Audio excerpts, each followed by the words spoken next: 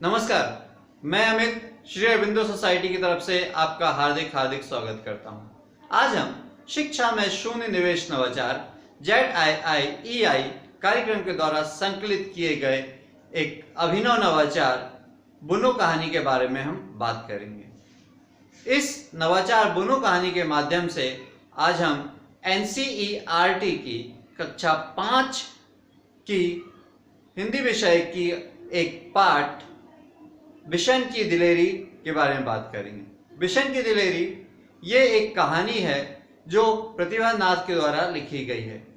इस कहानी में एक बच्चा है जिसका नाम है बिशन। वो एक बहुत बहादुर बच्चा है, बहुत दिलेर बच्चा है। उसकी बात की गई है कि वो किस प्रकार से शिकारियों से एक तीतर को बचा लाता है। चूंकि बच्चों को कहानियां पढ़ना, कहानियां सुनना, कहानियां सुनाना बहुत पसंद है। ये भी एक कहानी है तो बच्चों को सुनने में बहुत अच्छा लगेगा। लेकिन जब वो खुद कहानी बनाते हैं, जब वो खुद कुछ कहते हैं तो उसका मजा कुछ और ही रहता है। तो इस नवाचार के माध्यम से, बुनो कहानी के माध्यम से किसी भी पाठ की विषय वस्तु समझाने के लिए हम बच्चों से, हम विद्यार्थियों से खुद बोलते हैं कि उनको खुद एक कहानी करना है, खुद एक कहानी बनाना है। तो इससे फायदा क्या होता है? इस नवाचार की सबसे नवीनता ये होती है, विशेषता की होती है कि जो बच्चा है, जो विद्यार्थी अपनी कल्पना करता है, अपनी कल्पनाशीलता से वो पाठ की समझ पैदा करता है और जो पाठ की विषय वस्तु है वो आसानी से समझ लेता है। और इसके साथ साथ उसकी सृजनशीलता बढ़ती है, उसकी लेखन शक्ति बढ़ती है, उसकी वाक्पटुता भी बढ़ती है क्योंकि उसके नए नए विचार आते हैं, नए नए शब्द आते हैं तो उसकी शब्दावली, शब्द में भी विशेषता आती है।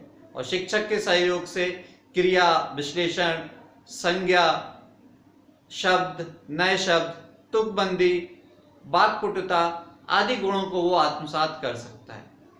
तो इस नवाचार के क्रियान्वयन के लिए सबसे पहले जो शिक्षक हैं वो बच्चों को कुछ महापुरुषों की तस्वीर, जैसे भगत सिंह, अशफाक उल्लाह खां, चंद्रशेखर आजाद, महाराणा प्रताप की फोटो दिखाते हैं और चित्र दिखाते हैं और उनसे पूछते हैं क्या आप इन लोगों को जानते हैं। और जो बच्चों के आंसर आते हैं उसके ऊपर वो आगे बात करते हैं कि ऐसा इन्होंने क्या काम किया था, इन्होंने ऐसा क्या काम किया था, क्या क्रांति लाई थी जिसके कारण इन लोगों को इतने सालों के बावजूद भी हम आज भी याद करते हैं। इन्होंने, ये जो लोग हैं अपनी बहादुरी के लिए, अपनी वीरता के लिए, अपने दृढ़ निश्चय के लिए जाने जाते हैं। तो जब हम बात करते हैं बच्चों से इस प्रकार की तो उनसे ये भी बोलते हैं कि क्या आप ऐसे किसी को जानते हो जिनने इस प्रकार की गतिविधियां की हैं या बहादुरी का काम किया है। उसी तारतम्यता में यदि कोई बच्चा कुछ बताता है तो उसकी बात ध्यानपूर्वक सुनी जाती है और वो किस प्रकार से वो उस चीज़ को बता पाता है कहानी के रूप में, वो भी देखने बात योग्य होती है। और जब ये सारा सिलसिला चालू हो जाता है तो फिर बच्चों से कहानी बनाने के लिए कहा जाता है कि वो क्या किसी ऐसे ही महापुरुष की कहानी बता सकते हैं या कोई वाक्य बता सकते हैं जिसमें किसी ने बहुत दिलेरी का काम किया हो, किसी ने बहुत बहादुरी का काम किया हो। आगे चल के इस पूरा पाठ बिशन की